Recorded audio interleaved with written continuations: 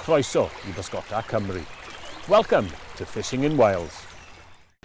So my name is Steffan Jones and I am based over in West Wales on the River Teifi, and I am a sea trout guide. So there's a long tradition of sea trout fishing in Wales, and I would say one of the strongest traditions is night fishing for the sea trout. We definitely have strong runs of sea trout and have historically had strong runs of sea trout. I think this is definitely the home of the sea trout and why it is such an emblematic fish for us here in Wales. We have an abundance of rivers to fish for sea trout in Wales. Literally every corner of Wales will have a river that will have a sea trout run of some description. So you will have three of the principal sea trout rivers would be the Teifi, Towy and Dyfi.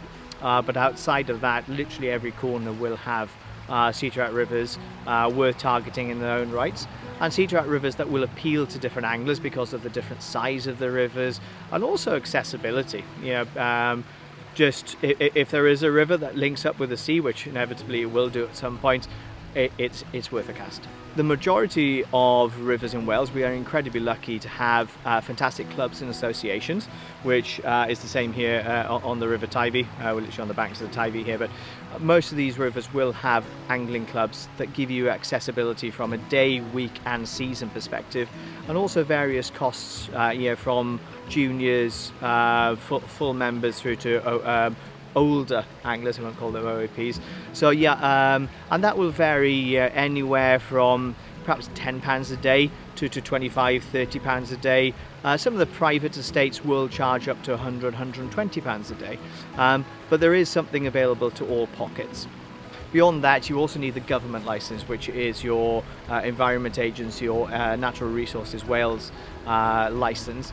That will come on a 1 day, 8 day or a season basis, and that can be accessed through the post office or online before visiting. The important thing to remember is beyond a trout and course license, there is a migratory license. So if you already have a trout and course license, you can actually upgrade that. Just pay the difference to upgrade to migratory license.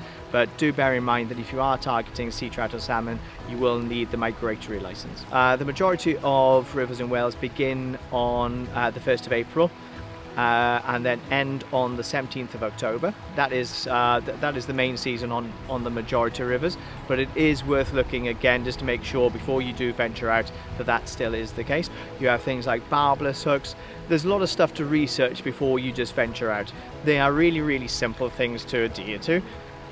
There are some great articles written on the Fishing Wales website.